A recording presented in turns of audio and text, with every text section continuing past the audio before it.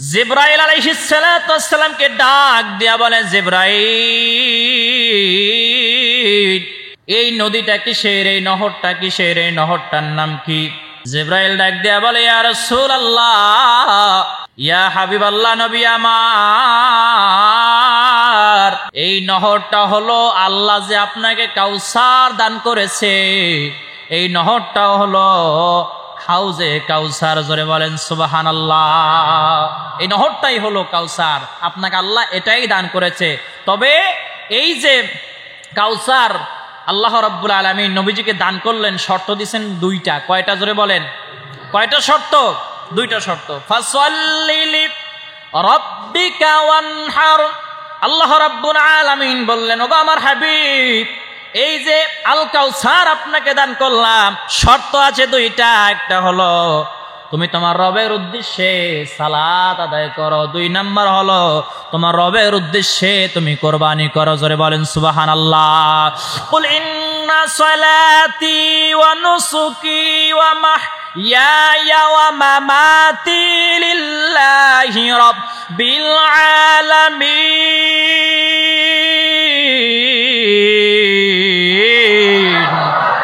আমার আল্লাহ রাব্বুল আলামিন বলেন, হাবিব আপনি জানায়া দেন, আপনি বলে দেন, আপনার সালাত, আপনার কোরবানি, আপনার জীবন, আপনার মরণ সবকিছু আমি আল্লাহর জন্য নিবেদিত। জোরে বলেন সুবহানাল্লাহ। নবীজি সাল্লাল্লাহু আলাইহি ওয়াসাল্লামকে আল্লাহ রাব্বুল আলামিন এই আল কাউসার দান করলেন। শুধু তাই নয়, আমার নবীজি সাল্লাল্লাহু আলাইহি ওয়াসাল্লামকে সান্ত্বনা দিয়ে আমার আল্লাহ রাব্বুল আলামিন বলেন, ইন্না শানিআকা হুয়াল আবতার। আমার আল্লাহ রাব্বুল আলামিন বলে, ওগো আমার হাবিব, নিশ্চয়ই আপনার প্রতি যারা বিদ্বেষ পোষণ যারা করে, যারা আপনাকে লেজকাটা বলে, আপনাকে যারা নির্বংশ বলে, তারাই হলো নির্বংশ। আমার নবীজি সাল্লাল্লাহু আলাইহি ওয়াসাল্লামকে সান্ত্বনা দিয়ে আল্লাহ রাব্বুল আলামিন এই সূরা আল কাউসার নাযিল করে 3 নম্বর আয়াতে আমার নবীজি সাল্লাল্লাহু আলাইহি ওয়াসাল্লামকে আল্লাহ রাব্বুল আলামিন বলেন, হাবিব আপনি মনে কষ্ট নিয়েন না, যারা আপনাকে লেজকাটা বলে, নির্বংশ বলে, আমি আল্লাহ তাদেরকেই নির্বংশ করে দিব। সুবহানাল্লাহ। দেখেন, এই আবু জাহেল, আবু লাহাব নবীজি সাল্লাল্লাহু আলাইহি ওয়াসাল্লামকে নির্বংশ বলেছিল। আজকে দেখেন, আবু জাহেল, আবু লাহাবই নির্বংশ হয়ে গেছে, কিন্তু নবীজি সাল্লাল্লাহু আলাইহি ওয়াসাল্লামের পবিত্র নাম মোবারক পৃথিবীতে 24 ঘন্টাই উচ্চারণ হতে থাকে। সুবহানাল্লাহ। আজান যখন হয়, বাংলাদেশে যখন আজান হয় তখন আমেরিকা হয় না, আমেরিকা যখন আজান হয় তখন সৌদি আরব হয় না। এক এক জায়গায় আজানের টাইম ভিন্ন কি ভিন্ন না? এই যে আশহাদু আন্না মুহাম্মাদুর রাসূলুল্লাহ, আশহাদু আন্না মুহাম্মাদুর রাসূলুল্লাহ আজানের মধ্যে আছে না নাই? দরুদ শরীফে যদি দরুদ শরীফ পড়ে নামাজের মধ্যে নবীজির নাম মোবারক আছে না নাই? তাহলে আবু জাহেল, আবু লাহাব নবীজি সাল্লাল্লাহু আলাইহি ওয়াসাল্লামকে লেজকাটা বলেছিল, নির্বংশ বলেছিল। আর আমার আল্লাহ রাব্বুল আলামিন বললেন, হাবিব আপনার মন খারাপ করিয়েন না, যারা আপনাকে নির্বংশ বলছে আমি আল্লাহ তাদের কি নির্বংশ করে দিব। আপনার নাম সকলে উচ্চারণ করবে, কিন্তু তাদের নাম কেউ মুখে নিতেও চাইবে না। সুবহানাল্লাহ। আপনি দেখেন, কেউ কে আবু জাহেল নাম রাখে, একেবারে হিন্দু হোক, বৌদ্ধ হোক, ইহুদি হোক, খ্রিস্টান হোক, যেই ধর্মের হোক না কেন, আবু জাহেল, আবু লাহাব নাম রাখছে এমন কেউ আছে? নাই, রাখবে না, এত ঘৃণা করে মানুষ। অথচ দেখেন, আমার নবীজি সাল্লাল্লাহু আলাইহি ওয়াসাল্লামের নাম সব সময় উচ্চারণ করে, মোহাম্মদ আবুল কাশেম, মোহাম্মদ অমুক, মোহাম্মদ অমুক, আছে না নাই? নবীজির নাম মুবারক উচ্চারণ করে কি করে না? তো নবীজি সাল্লাল্লাহু আলাইহি ওয়াসাল্লামকে আল্লাহ রাব্বুল আলামিন সান্ত্বনা দিলেন। আমার নবীজি সাল্লাল্লাহু আলাইহি ওয়াসাল্লাম সাহাবায়ে কেরামদেরকে ডাক দিয়া বলে, ও সাহাবীরা শোনো, এই হাউজে কাউসারের পানি যে উম্মত 1 পেয়ালা পান করবে, 1 পেয়ালা পান করবে, তার কখনো আর জীবনে পানির পিপাসা লাগবে না। জোরে বলেন সুবহানাল্লাহ। আকাশের তারা যতগুলো আছে, এই হাউজে কাউসারের পানি পান করানোর পেয়ালাও সমপরিমাণ আছে। জোরে বলেন সুবহানাল্লাহ।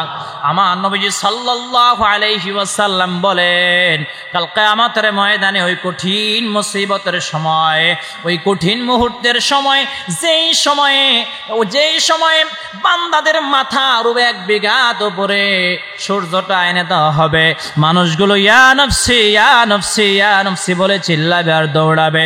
ওই সময় আমার নবীজি সাল্লাল্লাহু আলাইহি ওয়াসাল্লাম হাউজে কাউসারের পানি পান করাবে উম্মতে মুহাম্মাদীদেরকে। জোরে বলেন সুবহানাল্লাহ। হাউজে কাউসারের পানি পেয়ালা দিয়ে পান করাতে থাকবে। এমন সময় কিছু উম্মতদেরকে বাধা দেওয়া হবে, তাদেরকে হাউজে কাউসারের পানি পান করতে দেওয়া হবে না। আমার নবীজি সাল্লাল্লাহু আলাইহি ওয়াসাল্লাম তখন ডাক দিয়ে বলবে, ও ফেরেশতারা, এরা তো আমার উম্মত। তখন ফেরেশতারা ডাক দিয়ে বলবে, ইয়া রাসূলুল্লাহ সাল্লাল্লাহু আলাইহি ওয়াসাল্লাম, এদেরকে হাউজে কাউসারের পানি পান করতে দেওয়া যাবে না। নবীজি সাল্লাল্লাহু আলাইহি ওয়াসাল্লাম বলবে, কেন? তখন ফেরেশতারা ডাক দিয়ে বলবে, ইয়া রাসূলুল্লাহ, ইয়া হাবিবাল্লাহ, এরা সব সময় আপনার ওফাতের পরে আপনি যখন রওজা পাকে যখন আপনি শুয়ে গেছেন, তখন এরা আপনার বিরোধিতা করত, বেদাত চালু করেছিল, যার কারণে এদেরকে হাউজে কাউসারে পানি পান করানো যাবে না। নবীজি বলবে, সুকান দূর হয়ে যা, তোকে চিনেই না। সুবহানাল্লাহ বলেন। চিনে নবীজি যদি বলে সুকান দূর হয়ে যা, আমার সামনে থেকে চলে যাও, আর উপায় আছে? জাহান্নাম ছাড়া আর কোন উপায় আছে? উপায় থাকবে না। ও আমার মুসলমান ভাইয়ারা, এই জন্য আমলের মধ্যে বেদাত ঢুকানো যাবে না, নতুন কিছু আবিষ্কার করা যাবে না। যতটুকু কোরআন হাদিসের মধ্যে আছে অতটুকুই আমরা মানবো, এর বাইরে বেশি আমরা বাড়াবাড়ি করতে যাব না। আমার আল্লাহ রাব্বুল আলামিন নবীজি সাল্লাল্লাহু আলাইহি ওয়াসাল্লামকে কত সম্মান দিয়েছেন, কত মর্যাদা দিয়েছেন।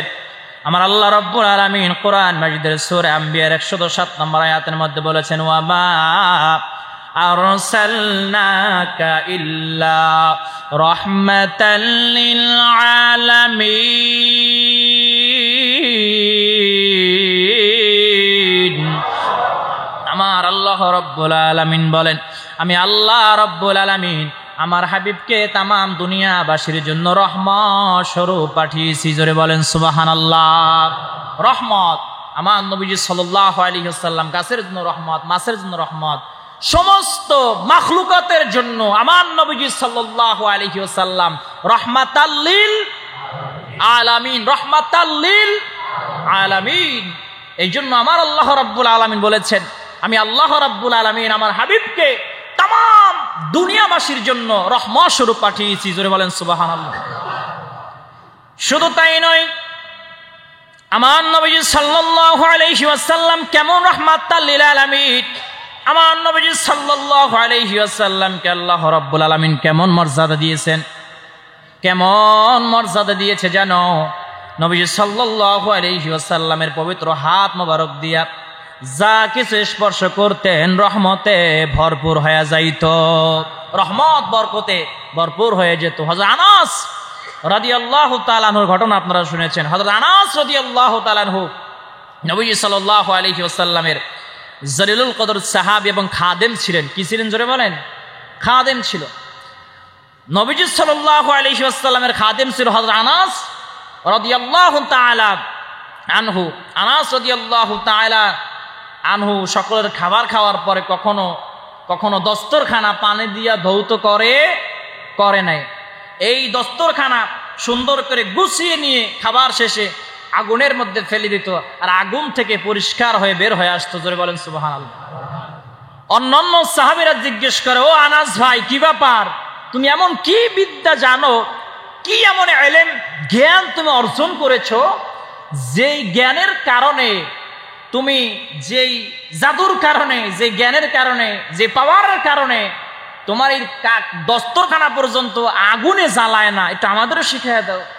আনাস রাদিয়াল্লাহু তাআলা আনহু ডাক দিয়ে বলে, তোমরা সকলে শোনো, আমার কোনো জাদুবিদ্যা নাই, আমার কোনো নতুন কোনো স্পেশাল কোনো কারামাত নাই, কোনো জ্ঞান নাই, কিন্তু নবীজি সাল্লাল্লাহু আলাইহি ওয়াসাল্লাম এই দস্তরখানকে একবার স্পর্শ করার কারণে আগুনে পর্যন্ত এই দস্তরখানকে জ্বালায় না। জোরে বলেন সুবহানাল্লাহ।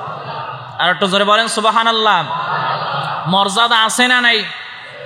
এই জন্য আল্লাহ রাব্বুল আলামিন কোরআন মাজিদের মধ্যে আল্লাহ রাব্বুল আলামিন জানিয়ে দিয়েছেন, ইন্নাকা লাআলা খুলুকিন আযীম। সূরা কালামের 4 নম্বর আয়াত এটি। আমার আল্লাহ রাব্বুল আলামিন বলে, আমি আল্লাহ রাব্বুল আলামিন আমার হাবিবকে উত্তম চরিত্রের অধিকারী করে পাঠিয়েছি। জোরে বলেন সুবহানাল্লাহ।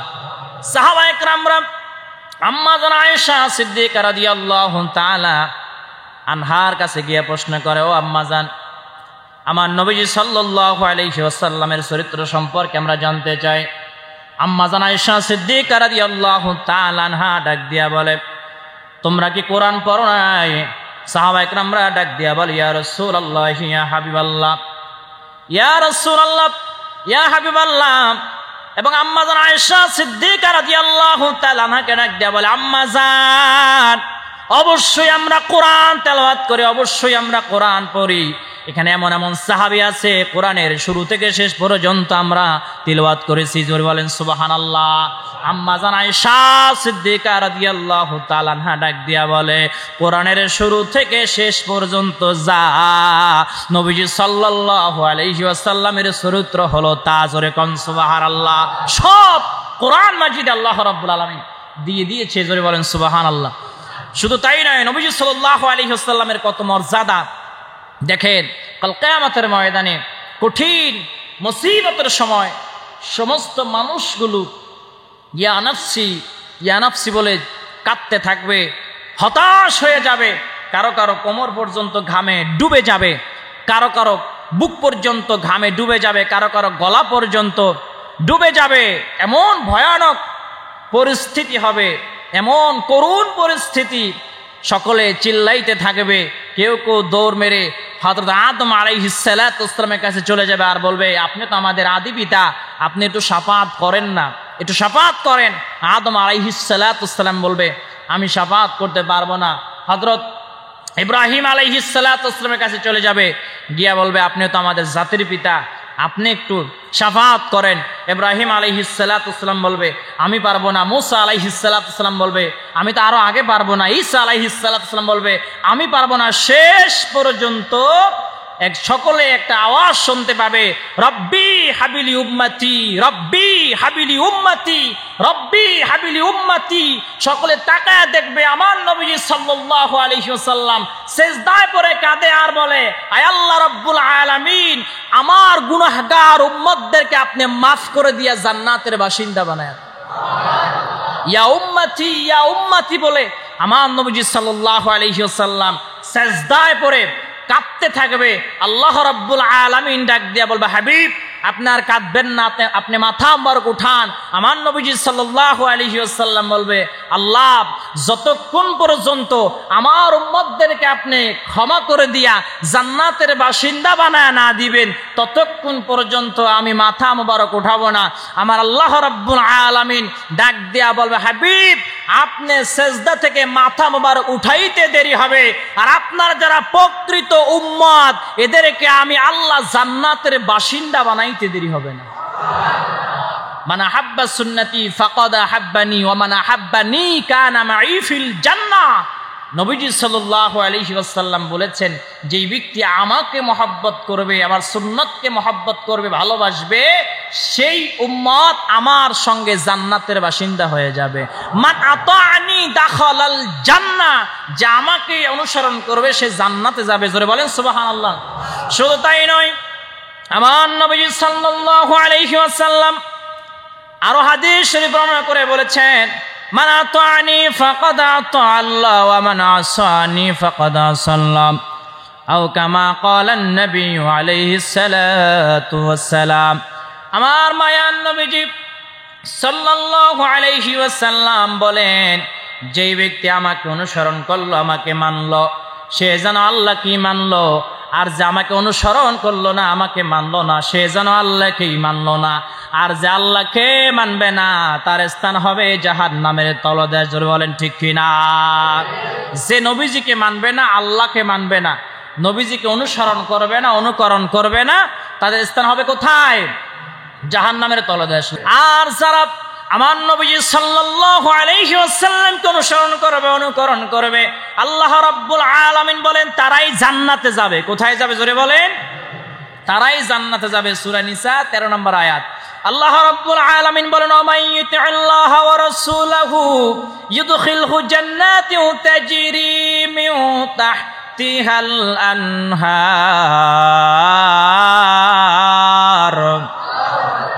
আমার আল্লাহ রাব্বুল আলামিন বলেন যারা আমার হাবিবকে অনুসরণ করবে, অনুকরণ করবে, আমি আল্লাহ রাব্বুল আলামিন তাদেরকে এত সুন্দর জান্নাত দান করব, এত সুন্দর জান্নাত, যেই জান্নাতের নিচ দিয়া নহর সমূহ প্রবাহমান থাকবে। এই যে হাউজে কাউসারের নহর পানি, জোরে বলেন সুবহানাল্লাহ।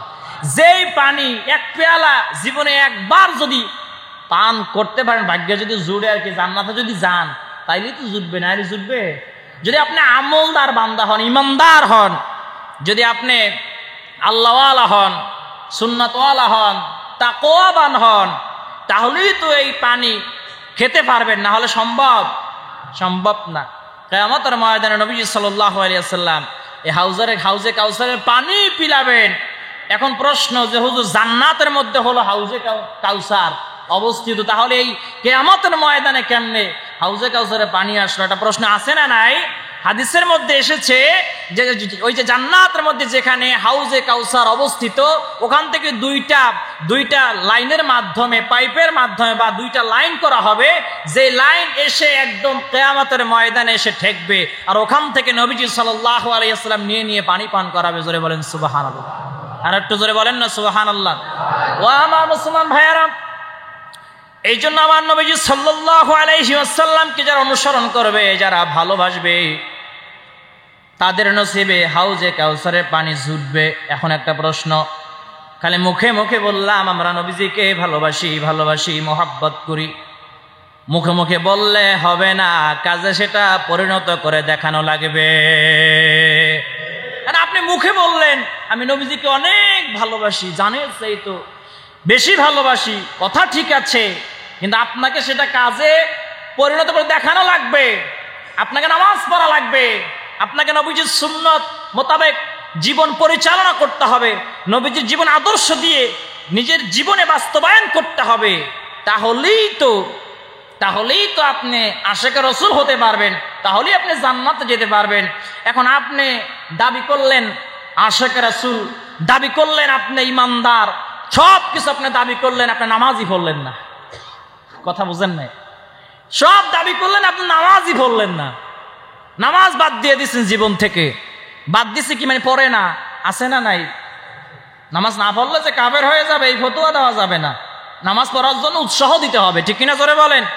আবার অনেকে আবার ফতোয়া দিয়াই না এরকম যে নামাজ না পড়লে কাফের হয়ে যায়, ফতোয়া গার জোরের ফতোয়া দিয়া দিছে, ঠিক কিনা জোরে বলেন? তো মানুষদের নামাজের ফজিলত কি, নবীজিকে ভালোবাসলে যে নামাজ পড়াই লাগবে, এটা মানুষকে বুঝাইতে হবে। উদ্বুদ্ধ করতে করতে বুঝাইতে একদিন বেনামাজি যে সেও নামাজি হয়ে যাবে।